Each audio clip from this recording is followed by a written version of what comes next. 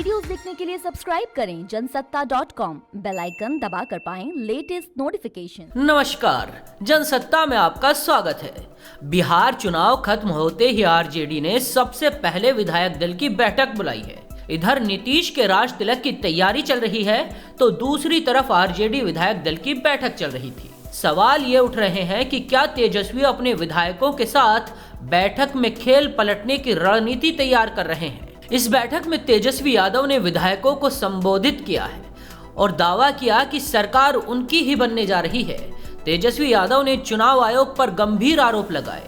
चुनाव आयोग पर सवाल उठाते हुए तेजस्वी ने कहा कि पोस्टल बैलेट की हेराफेरी से हमें हराया गया है। इस बैठक में तेजस्वी को नेता प्रतिपक्ष चुना गया है। सबसे पहले मैं बड़ा विनम्रता से हाथ जोड़ करके नतमस्तक होकर के बिहार की जनता को धन्यवाद देना चाहूँगा। और आप सब लोग जानते हैं कि चुनाव का फैसला आया है, जनता ने अपना फैसला सुनाया है और चुनाव आयोग ने अपना नतीजा सुनाया है।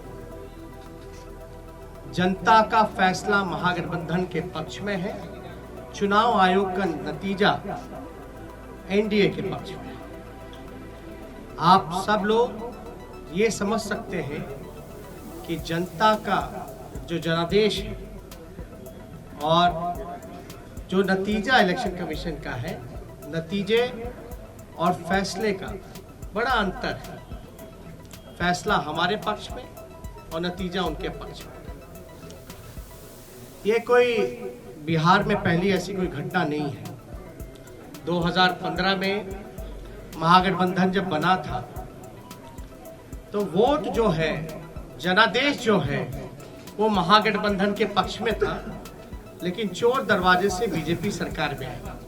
तेजस्वी यादव का कहना है कि जनता का फैसला महागठबंधन के पक्ष में है, लेकिन चुनाव आयोग का नतीजा एनडीए के पक्ष में गया है।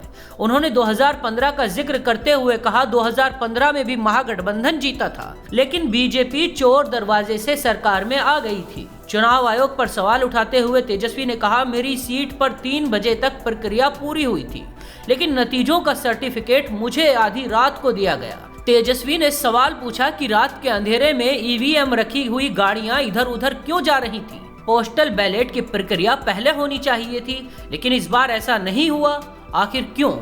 तेजस्वी ने मतदान केंद्रों की सीसीटीवी फुटेज को सील बंद कर रखने की आयोग से अपील की है। उन्होंने कहा कि नियम अनुसार 40 दिन तक फुटेज और ईवीएम को सुरक्षित रखना है।